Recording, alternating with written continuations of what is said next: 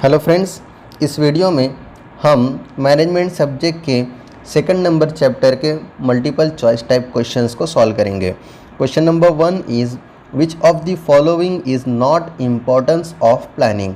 Options are to minimise the risk, to focus on objectives, to facilitate control, to maintain the loss in the organisation. हमारा answer क्या रहने वाला है कि जो चार ऑप्शंस हैं, इन चार ऑप्शंस में से ऐसा कौन सा पॉइंट है जो कि प्लानिंग का इम्पोर्टेंस नहीं है और बाकी के रिमेनिंग 3 पॉइंट्स क्या है वो इम्पोर्टेंस ऑफ प्लानिंग है। तो पहला ऑप्शन है टू मिनिमाइज द रिस्क। हम प्लानिंग करते हैं तो जिसकी वजह से क्या होता है, रिस्क हमारा कम हो जाता है। रिस्क किसी भी टाइप का रिस्क हो सकता है, एक्सीडेंट से प्रोटेक्शन, फायर से प्रोटेक्शन, वो भी रिस्क में आएंगे, या तो फिर लॉस से बचना, ये भी क्या हो जाएगा, रिस्क हो जाएगा। रिस्क किसी भी टाइप में हो सकता है, लाइफ से रिलेटेड रिस्क भी हो सकता है, फाइनेंस से रिलेटेड रिस्क भी हो सकता है, मटेरियल से रिलेटेड भी रिस्क हो सकता है, मशीनरी से रिलेटेड भी रिस्क हो सकता है। किसी भी टाइप के रिस्क को मिनिमाइज़ करना, ये क्या होता है, हमारा इम्पोर्टेंस होता है प्लानिंग का। दूसरा है to focus on the objectives. जो कोई भी गोल है, हमारा विजन मिशन है, उसके हिसाब से जो कोई भी हमने ऑब्जेक्टिव्स फिक्स किए हुए हैं, हमने मतलब ऑर्गेनाइजेशन ने, तो उस ऑब्जेक्टिव्स को फोकस रख के हमें प्लानिंग करना चाहिए सारी की सारी चीज़ों की। तो ऑब्वियसली ये भी एक इम्पोर्टेंस है, मिस ये फर्स्ट और सेकंड पॉइंट्स नहीं हो सकते। थर्ड ऑप्शन है टू फैसिलिटेट द कंट्रोल। जो कोई भी हमारे सबऑर्डिनेट्स रहने वाले हैं उनके ऊपर प्रॉपर कंट्रोल होना चाहिए सो दैट हमारा जो ऑब्जेक्टिव है वो अचीव हो जाए। तो कंट्रोलिंग करना ये तो बहुत ही इम्पॉर्टेंट चीज़ है, ये भी नहीं हो सकता। लास्ट ऑप्शन है to maintain the loss in the organisation. ये तो नाम से ही हमें समझ में आ जा रहा है, पढ़ के ही समझ में आ जा रहा है कि हम लॉस को मेंटेन कभी भी ऑर्गेनाइजेशन में करते ही नहीं है। बाय चांस अनअवॉइडेबल रीजंस की वजह से अगर लॉस हो जा रहा है तो बात अलग है, but we will always try to minimise the loss. तो हमारा आंसर हो जाएगा fourth, to minimise the loss in the organisation. चौथा ऑप्शन ऐसा है जो कि इम्पोर्टेंस ऑफ प्लानिंग नहीं है। Next question is supervisors role is to look into internal factors like strength, weakness, both 1 and 2 and nota।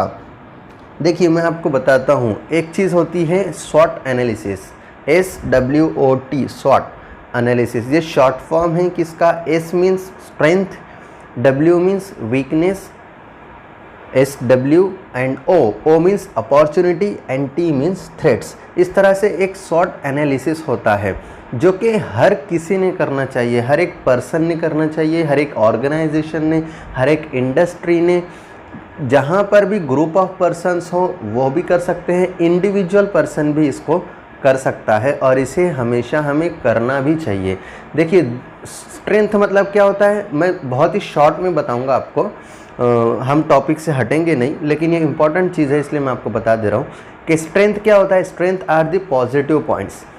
Weakness क्या होता है, weakness are the negative points. जैसे स्ट्रेंथ, हम किसी की भी स्ट्रेंथ क्या है, अगर आप खुद की स्ट्रेंथ अगर आप देखो तो आपको क्या लगेगा, हाँ मैं टेक्निकल नॉलेज मेरे पास में है, मैं सिविल इंजीनियरिंग का नॉलेज मेरे पास में काफ़ी कुछ है, मैं एक डिप्लोमा इंजीनियर बन चुका हूँ। ये आपके क्या हो गए, स्ट्रेंथ हो गए। वीकनेस क्या हो गई, वीकनेस ऐसे हो सकती है कि आपको अभी साइट का कोई प्रॉब्लम, साइट का कोई भी नॉलेज नहीं है, साइट के ऊपर आप एक्चुअल में एग्जीक्यूशन करने की आपके अंदर उतना कॉन्फिडेंस नहीं है, ये क्या हो गए, आपके वीकनेस हो गए।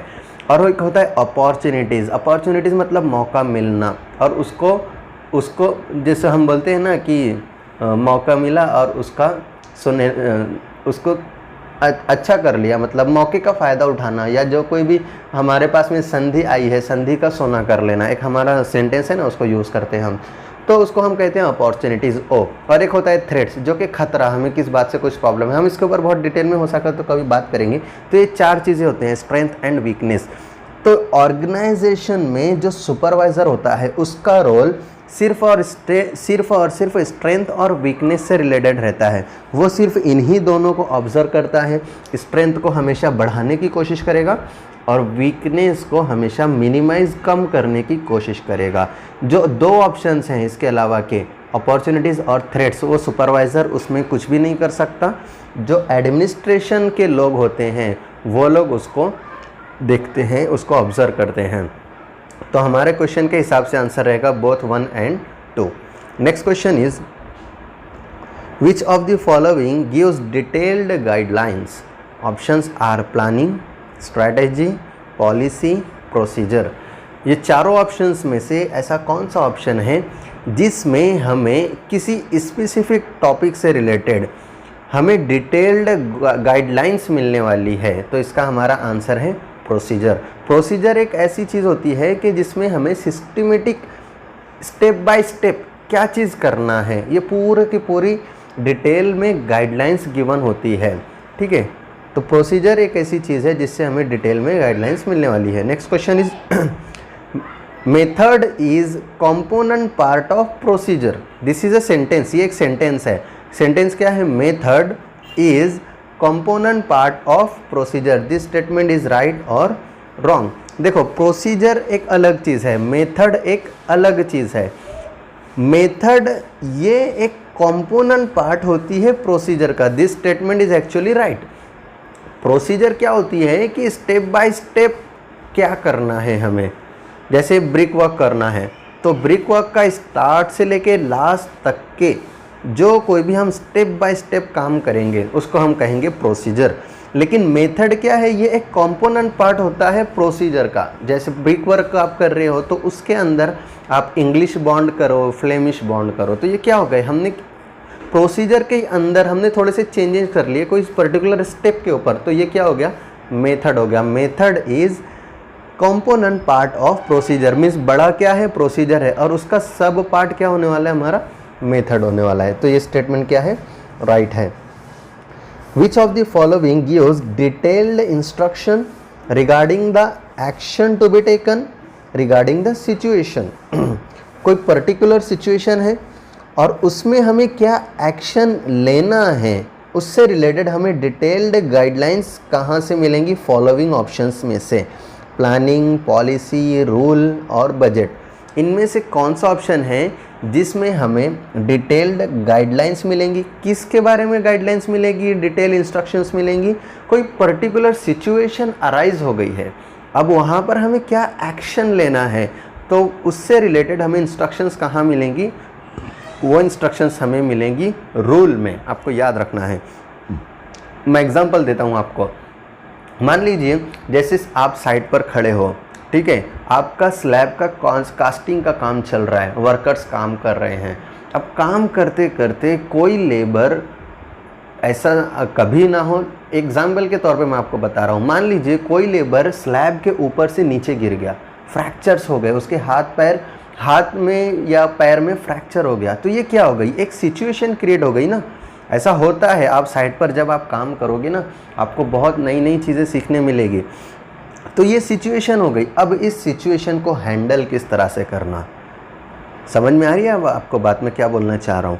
तो ऐसी कोई पर्टिकुलर सिचुएशन जो कि अराइज हो गई है और उसमें हमें क्या एक्शन लेना है, तो उस एक्शन से रिलेटेड इंस्ट्रक्शन हमें कहाँ मिलती हैं? रूल में मिलती हैं।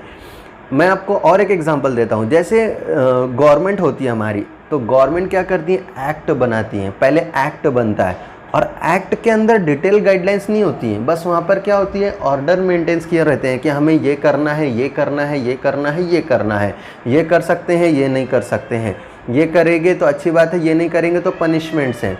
एक्ट के अंदर ये सारी चीज़ें गिवन होती हैं, लेकिन उसको इम्प्लीमेंटेशन करते टाइम पे हमें बहुत सारे प्रॉब्लम्स आते हैं, बहुत सारे उसके कॉन्सिक्वेंसेस होते हैं। तो उससे रिलेटेड डिटेल्ड गाइडलाइंस के लिए गवर्नमेंट को एक्ट के बाद में रूल्स भी पब्लिश करना होता है कि अगर ऐसी सिचुएशन हो तो उसके अंदर आपको ये काम करना रहेगा। तो ये चीज़ होती है rule. Next question is supervisor is a person who is in charge of the activities of a group of workers, group of superiors, machineries and materials. तो सुपरवाइज़र एक ऐसा पर्सन होता है जो कि इंचार्ज होता है किन लोगों का? ग्रुप ऑफ वर्कर्स का। ग्रुप ऑफ वर्कर्स 10-12 वर्कर हो सकते हैं, 5 हो सकते हैं, कितने भी हो सकते हैं, वो वर्कर्स मिलके कुछ तो भी डिफरेंट एक्टिविटीज़ परफॉर्म कर रहे हैं, और वो जो कोई भी एक्टिविटीज़ कर रहे हैं उनके लिए रिस्पॉन्सिबल किसको माना जाएगा? उन वर्कर को तो मानना ही जाएगा, लेकिन उसी के साथ में सुपरवाइज़र भी इक्वली रिस्पॉन्सिबल रहेगा for the activities performed by the group of workers. Superior को वो नहीं करता सुपरवाइज़र जो उसके सबऑर्डिनेट्स रहेंगे, जो उसके वर्कर्स रहेंगे, जो लेबर्स रहेंगे ग्रुप में, उनको क्या करता है? वो हैंडल करता है, उनका वो इंचार्ज होता है। Next question is which of the following plan involves identification of alternative course of action when original plan is not adequate? Options are tactical plan, strategic plan, contingency plan, operational plan। मतलब क्या कि ये जो plans हैं, 4 option हमें given है, इनमें से ऐसा कौन सा प्लान है जिसको हम यूज़ करेंगे ऐसी सिचुएशन में जहाँ पर ओरिजिनल प्लान अवेलेबल ना हो, मान लीजिए अवेलेबल ना हो, या फिर अगर अवेलेबल है बट इज़ नॉट एक्यूरेट नहीं बोलना चाहिए, but is not adequate, means original plan को एज इट इज़ हमें फॉलो करने में प्रॉब्लम्स आ रहे हैं, तो एज इट इज़ हमको उसमें इम्प्लीमेंट करना थोड़ा सा डिफ़िकल्ट भी हो सकता है, या तो फिर समझौती वाली बात जिसको हम कहेंगे। ऐसी कोई सिचुएशन है कि ओरिजिनल प्लान को एज इट इज़ कर रहे नहीं हो रहा, बहुत ज़्यादा प्रॉब्लम्स हो रहे हैं, तो थोड़ा बहुत समझौता करना है, मीन्स फ्लैक्सिबिलिटी करना है, चेंजेस करना है थोड़े से, लेकिन जो हमारा गोल है, जो ऑब्जेक्टिव्स है, उसके ऊपर हमारा कुछ भी गलत नहीं होगा, कुछ भी चेंजेस नहीं होंगे। तो प्लान तो वही है, मीन्स हमारा जो फोकस तो वही है, बट ओरिजिनल प्लान एडिक्वेट नहीं हो पा रहा है, उसके अंदर थोड़ा बहुत अगर हम सिचुएशन के अकॉर्डिंगली चेंजेस कर ले रहे हैं तो उस प्लान को हम कहते हैं contingency plan. Next question is which of the following plan considers short term goals? Short term goal एक होता है और एक होता है लॉन्ग टर्म गोल। जैसे अभी आपका जस्ट डिप्लोमा पास आउट होगा, तो आप 10 साल के बाद में, 20 साल के बाद में क्या चाहते हो? मान लीजिए आप चाहते हो कि एक बंगला हो, एक गाड़ी हो, ठीक है, तो ये क्या हो गया? आपका एक लॉन्ग टर्म गोल हो गया 20 ईयर्स के बाद में। और एक होता है शॉर्ट टर्म गोल कि उस लॉन्ग टर्म गोल को अचीव करने के लिए आप क्या करोगे? उसको डिवाइड करोगे छोटे छोटे पीरियड के टारगेट्स में। जैसे आपका पहला टारगेट रहेगा, आप पहले डिग्री करोगे, फिर आप मल्टीनेशनल कंपनीज़ को ज्वाइन करोगे, फिर आप हो सकता है कि खुद की एक कंपनी स्टैब्लिश करें, धीरे धीरे धीरे फिर आप क्या हो जाएगा? आपका जो लॉन्ग टर्म गोल था वो अचीव हो जाएगा। तो एक होता है शॉर्ट टर्म गोल और एक होता है लॉन्ग टर्म गोल। तो जो छोटे से पीरियड के लिए हम गोल्स डिसाइड करते हैं उसको हम कहते हैं शॉर्ट टर्म, लेकिन वो शॉर्ट टर्म गोल जो लॉन्ग टर्म गोल होता है उसको सामने रख के ही डिसाइड किया जाता है। तो ये फॉलोइंग में से ऐसा कौन सा प्लान है जो कि शॉर्ट टर्म गोल के लिए यूज़ होता है? तो इसका आंसर है टैक्टिकल प्लान। टैक्टिकल प्लान हम शॉर्ट टर्म गोल के लिए यूज़ करते हैं। Which of the following form is used to procure material from supplier to the factory? हमको क्या करना है? मटेरियल खरीदना है। प्रोक्योर मतलब खरीदना, ठीक है, हमको मटेरियल खरीदना है कहाँ से? सप्लायर से, या दुकान आप समझ सकते हो सिंपल वर्ड में। सप्लायर से खरीदना है किसके लिए? फैक्ट्री के लिए। फैक्ट्री मीन्स अपनी ऑर्गेनाइजेशन, यूटिलाइजेशन करने के लिए। तो उसके लिए कौन सा फॉर्म यूज़ किया जाता है? तो उसका आंसर है मटेरियल रिक्विजिशन फॉर्म। ये एक फॉर्म है जिसके ज़रिए से हम मटेरियल को प्रोक्योर करते हैं, मटेरियल को ख़रीदते हैं from supplier for the purpose of our need. हमारा जो कुछ भी प्रोजेक्ट है उससे रिलेटेड हम क्या करेंगे? मटेरियल को ख़रीदते हैं। तो एक स्पेशल फॉर्म उसके लिए हम यूज़ करते हैं, उस फॉर्म का नाम है मटेरियल रिक्विजिशन फॉर्म, जिसमें मटेरियल कौन सा है, उसका नाम, उसकी क्वांटिटी, कितनी क्वांटिटी में ख़रीदा है, उसका रेट कितना है, वो सारी की सारी चीज़ें गिवन होती है for the purpose of our record. Next question is which of the following form is used to keep record of material received? हमने जो कुछ भी अभी जैसे आपने दुकान से मटेरियल ख़रीद लिया, अब उसको क्या किया? आप फैक्ट्री में लेकर जाओगे, ऑर्गेनाइजेशन में आप उसको सबमिट करोगे। तो जो मटेरियल ऑर्गेनाइजेशन रिसीव कर रही है तो उसके लिए भी क्या एक फॉर्म होता है कि उस फॉर्म में फिर वो पूरा का पूरा डिटेल एंटर होती है। तो उस फॉर्म को क्या कहते हैं? रॉ मटेरियल रिसीव्ड रिपोर्ट, ठीक है। उस रिपोर्ट, उस फॉर्म को कहते हैं रॉ मटेरियल रिसीव्ड रिपोर्ट। इसकी ज़रूरत क्यों है कि दुकान से ख़रीदने के बाद में फैक्ट्री तक पहुंचने के दरमियान में तो कुछ गलत नहीं हो गया, हो सकता है ना, क्रॉस चेक होना बहुत ज़्यादा ज़रूरी है। तो आपने दुकान से तो ख़रीदा, उसकी डिटेल्स आपके पास में रहेगी। आप फैक्ट्री में जब सबमिट करोगे, मटेरियल जब रिसीव होगा फैक्ट्री में, ऑर्गेनाइजेशन में, तो वहाँ पर भी एक फॉर्म मेंटेन किया जाता है, उसको कहते हैं रॉ मटेरियल रिसीव्ड रिपोर्ट, जिसमें वापस से और भी डिटेल्स ऐड हो जाती हैं। Next question is which of the following form is used to hand over raw material from one person to the another person. अब वो मटेरियल क्या हो गया है, ऑर्गेनाइजेशन में पहुंच गया है। अब वो मटेरियल क्या होगा, यूटिलाइज होगा, ठीक है। वो मटेरियल आया ही ऑर्गेनाइजेशन में यूज़ होने के लिए है, तो एक पर्सन से दूसरे पर्सन के पास में वो क्या होगा, ट्रांसफ़र होगा। तो उस केस में भी क्या होता है, फिर से एक फॉर्म यूज़ किया जाता है। उस पर क्या होगा, फिर से एंट्री होगी कि कौन से आदमी ने किसको दिया है, कितनी क्वांटिटी में दिया है, किस डेट को दिया है, वो सारी की सारी डिटेल्स होती हैं। तो उस फॉर्म को कहते हैं raw material inter processing form. Raw material inter processing form, एक पर्सन से दूसरे पर्सन को रॉ मटेरियल ट्रांसफ़र होता है, तो उसमें raw material inter processing form use किया जाता है। Which of the following form is used for issuing of work tools.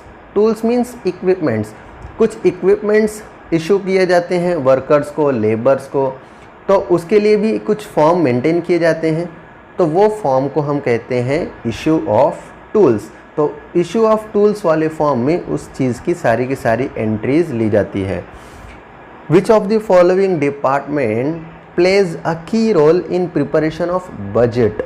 Budget बनाने के लिए कौन सा डिपार्टमेंट इम्पॉर्टेंट रोल प्ले करता है। डिफरेंट डिपार्टमेंट्स होते हैं, मेंटेनेंस डिपार्टमेंट क्या करेगा, मेंटेनेंस कैरी आउट करेगा, finance department, human resource department, marketing department, ऐसे डिफरेंट डिपार्टमेंट होता है। बजट क्या होता है, हमने इसके पहले वाली वीडियो में बहुत अच्छे से डिटेल में डिस्कस किया हुआ है। तो ऐसा कौन सा डिपार्टमेंट है जो कि बजट को प्रिपेयर करने में इम्पॉर्टेंट रोल प्ले करता है, तो इसका आंसर है finance department. Finance department budget से रिलेटेड सारे के सारे काम को देखता है। Which of the following budget is provided for issue of material? Issue of material से रिलेटेड कौन सा बजट है, तो इसका आंसर है मटेरियल बजट, ठीक है। मटेरियल बजट यूज़ होता है for the purpose of issue of materials. What is full form of EOQ? EOQ का फुल फॉर्म क्या है, ऑप्शंस गिवन है, तो इसका आंसर है equal order quantity. E means equal, O means order, Q means quantity. इसका और एक करेक्ट ऑप्शन ये भी हो सकता है इकोनॉमिक ऑर्डर क्वांटिटी। देखो मैंने थोड़ा सा ट्रिकी क्वेश्चन कर दिया है इस वाले को। जो थर्ड वाले ऑप्शन को आप देखो, थर्ड वाला ऑप्शन है इकोनॉमिक ऑर्डर क्वालिटी। क्वालिटी होने की वजह से थर्ड वाला ऑप्शन रॉन्ग हो गया। इकोनॉमिक ऑर्डर क्वांटिटी अगर ऐसा ऑप्शन आपको मिलता है तो वो ऑप्शन भी करेक्ट माना जाएगा। इक्वल ऑर्डर क्वांटिटी अगर ऑप्शन मिलता है तो वो ऑप्शन भी आपका करेक्ट माना जाएगा। इकोनॉमिक ऑर्डर क्वांटिटी भी बोलते हैं और इक्वल ऑर्डर क्वांटिटी भी बोलते हैं। Next question is organizing is done before planning. Statement is right और रॉन्ग। ऑर्गेनाइजिंग हम प्लानिंग से पहले करते हैं, ये ऑप्शन, ये स्टेटमेंट राइट है या रॉन्ग है? ये ऑब्वियसली ये स्टेटमेंट रॉन्ग है। हमने इसके पहले की वीडियो में, फर्स्ट नंबर की वीडियो और सेकंड नंबर की वीडियो में, चैप्टर नंबर 1 की वीडियो में डिस्कस किया है प्लानिंग क्या होता है, ऑर्गेनाइजिंग क्या होता है। तो ऑब्वियसली सबसे पहले प्लानिंग की जाती है और उसके बाद में ऑर्गेनाइजिंग की जाती है। तो organizing is done after planning, planning पहले की जाती है। तो स्टेटमेंट क्या हो गया, ये रॉन्ग हो गया। Next question is X is given a task with sufficient authority and X delegates this task to Y. Then the responsibility of the task rests with dash and accountability rests with dash. Option है X, X, Y, Y, X, Y and YX। ये options छोड़ दो, पहले आप questions को हमेशा सबसे पहले समझना है। देखो क्वेश्चन में क्या गिवन है, एक्स मीन्स कोई एक पर्सन है मान लो, ठीक है। मान लीजिए मैं हूँ एक्स मैं कौन हूँ, मैं एक टीचर हूँ। टीचर हूँ किसका, मान लीजिए 3rd ईयर डिप्लोमा की क्लास का मैं एक टीचर हूँ। अब मुझे क्या है, एक रिस्पॉन्सिबिलिटी गिवन है और अथॉरिटी गिवन है किस बात की, कि मैं आपको मैनेजमेंट का सब्जेक्ट अच्छी तरीके से पढ़ाऊँ। ठीक है, अब मैंने क्या किया, डेलीगेट कर दिया मेरे पावर्स को। क्या किया मैंने कि आपकी क्लासरूम में एक लड़का बहुत होशियार था, बहुत टैलेंटेड था। मैंने उसको बोला कि भाई तुम्हें मैनेजमेंट सब्जेक्ट सब कुछ आता है, बहुत अच्छे से तुम्हें पढ़ाते भी बहुत अच्छा आता है। मैंने क्या किया, मेरे पावर्स डेलीगेट कर दिया, मैंने मेरा काम उसके पास में दे दिया। मैंने कहा कि ये जो सब्जेक्ट मैनेजमेंट है ये तुम्हें पढ़ा देना है। ठीक है, अब प्रिंसिपल ने मुझे ये टास्क दिया था कि मुझे मैनेजमेंट का सब्जेक्ट पढ़ाना है 3rd year diploma civil engineering class को। अब प्रिंसिपल को ये बात पता है क्या कि मैंने क्लासरूम के एक बच्चे को मेरे पावर्स डेलीगेट कर दिए हैं सब्जेक्ट पढ़ा देने के बारे में? नहीं पता है। ठीक है, अब क्या है, जो बच्चा है उसने मैनेजमेंट सब्जेक्ट पढ़ाया, ठीक है, सब कुछ पढ़ाया, लेकिन जब रिज़ल्ट आया तो बच्चे क्या हो गए, फेल हो गए। दिस इज़ अ सिचुएशन, मैंने आपके सामने एक एग्जांपल रखी है। तो मैं क्या हूँ, एक्स है, और जिस बच्चे को मैंने क्या किया था, मैनेजमेंट पढ़ाने के लिए कह दिया था, वो बच्चा क्या हो गया, वाई हो गया। तो मैंने क्या किया, मेरे पावर को डेलीगेट कर दी, एक्स ने पावर को डेलीगेट कर दी किसको, वाई को। तो अब then the responsibility of the task rest with dash dash and accountability rest with dash dash. तो यहाँ पर दो वर्ड्स यूज हुए हैं, एक है रिस्पॉन्सिबिलिटी और एक है अकाउंटेबिलिटी। मैं इसका मीनिंग पहले आपको समझाता हूँ। रिस्पॉन्सिबिलिटी का मतलब एक जनरल टर्म में होता है जिम्मेदारी। अभी जैसे मैंने जिस स्टूडेंट को बोला था कि ये मैनेजमेंट सब्जेक्ट पढ़ा दो, तो मैंने उस बच्चे को चुन करके लिया था क्लासरूम में, सबसे टैलेंटेड बंदा था। मैंने ऐसा नहीं कि ऐसा स्टूडेंट जिसको कुछ पता ही नहीं था उसको पढ़ाने बोल दिया, नहीं ना। उस बच्चे के अंदर क्वालिटीज़ थी, उसके अंदर उतना स्टैमिना था, उसके अंदर वो चीज़ करने की पूरी सलाहियत थी, इसलिए मैंने उसको वो काम दिया था। अब वो बंदे की रिस्पॉन्सिबिलिटी है कि उस काम को सही तरीके से करें, बराबर है कि नहीं है। तो लेकिन बच्चे क्या हो गए, अब उसने उसका काम किया, ठीक तरीके से किया, उसने बच्चों को क्लासरूम में पढ़ाया, लेकिन क्या हो गया, अब रिजल्ट तो ऐसा है कि सारे के सारे पूरे क्लासरूम क्या हो गए, फेल हो गए। तो अब प्रिंसिपल आएंगे और क्वेश्चन करेंगे मुझसे और ये बात जानने की कोशिश करेंगे कि बच्चे फेल क्यों हो गए। तो जो क्वेश्चन करेंगे वो प्रिंसिपल, तो वो किससे करेंगे, मुझसे करेंगे या स्टूडेंट से करेंगे, मीन्स एक्स से करेंगे या वाई से करेंगे। तो प्रिंसिपल जो क्वेश्चन करेंगे उसको हम कहते हैं अकाउंटेबिलिटी, जवाब देना, जिम्मेदार मानना अपने आप को, ठीक है, वो होता है अकाउंटेबिलिटी। तो मैं एक्स ने क्या किया, वाई को पावर्स डेलीगेट कर दिए, तो वाई की रिस्पॉन्सिबिलिटी तो है कि उस काम को करे, लेकिन जो अकाउंटेबिलिटी है, उस काम की पूरी जिम्मेदारी, पूरे के पूरे उस काम से रिलेटेड जवाब देने की जो जिम्मेदारी है, वो अभी भी किसके ऊपर बाकी रहेगी, वो एक्स के ऊपर ही बाकी रहेगी। तो रिस्पॉन्सिबिलिटी उस टास्क की कंप्लीट करने की वाई की तो रहेगी, बट अकाउंटेबिलिटी किसकी रहेगी, एक्स की रहेगी। तो y पहले ब्लैंक में आएगा y, दूसरे ब्लैंक में आएगा x, तो हमारा ऑप्शन रहेगा 4, y, x। Next question is the number of employees that can be handled and controlled effectively by a single manager is called as span of time, span of control, elements of control, effective control. तो इसका answer है span of control. Span of control बोलते किसको है कि एक span of control मतलब क्या, the number of employees that can be handled and controlled effectively by a single manager. एक अकेला मैनेजर जितने भी नंबर ऑफ एम्प्लॉयज़ हों, वो 2 हों, 5 हों, कितने भी हों, लेकिन बात किसकी हो रही है कि इफ़ेक्टिव कंट्रोल होने की बात हो रही है। मीन्स बहुत अच्छे से कंट्रोल है उस मैनेजर का अपने एम्प्लॉयज़ के ऊपर, बहुत अच्छे से वो एक्टिविटीज़ को मैनेज कर पा रहा है। तो जितने नंबर ऑफ एम्प्लॉयज़ वो मैनेजर कंट्रोल कर पा रहा होगा उसको कहते हैं स्पैन ऑफ कंट्रोल। कुछ मैनेजर बहुत अच्छे होते हैं जो कि 10 लोगों को कंट्रोल कर पा रहे हैं इफ़ेक्टिवली, सब अच्छे से सब कुछ काम हो रहा है। कुछ मैनेजर ऐसे भी हो सकते हैं जिससे सिर्फ 5 लोग हैंडल हो पा रहे हैं, तो एक पहले वाले मैनेजर का स्पैन ऑफ कंट्रोल 10 हो जाएगा, दूसरे वाले का कितना हो जाएगा, 5 हो जाएगा। तो ये होता है span of control. Next question is the minimum number of person required for formation of group. Group बनाने के लिए मिनिमम कितने पर्सन्स का होना ज़रूरी है? ऑब्वियसली 0 पर्सन होने से तो ग्रुप बनेगा ही नहीं। एक पर्सन अकेला आदमी है, अकेले का ग्रुप बन सकता है क्या? नहीं, मिनिमम 2 पर्सन्स का होना ज़रूरी है ग्रुप बनाने के लिए। Next question is which of the following factor is are motivator for people to work. Following में से कौन कौन से फैक्टर्स हैं जो कि मोटिवेटर हैं किसके लिए? पीपल्स के लिए। काहे के लिए? वर्क करने के लिए। People means employees.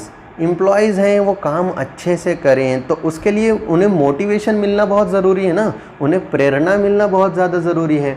जैसे उन्हें भाई बोनस मिलेगा, दिवाली पे बोनस मिलेगा, या तो फिर अच्छा परफॉर्म करेंगे तो उन्हें एक्स्ट्रा पेमेंट मिलेगी, उन्हें इंक्रीमेंट दिया जाएगा, सैलरी, या तो फिर सिक्योरिटी, उन्हें क्या मिलेगी भाई, जॉब की सिक्योरिटी, परमानेंट जॉब मिलेगा, सेटिस्फेक्शन, उन्हें बहुत अच्छा फील होना चाहिए, एक स्टेटस हो भाई कि उन्हें लगे भाई बोलने के लिए कि मेरा जो जॉब है बहुत अच्छा है, वाइट कॉलर जॉब है।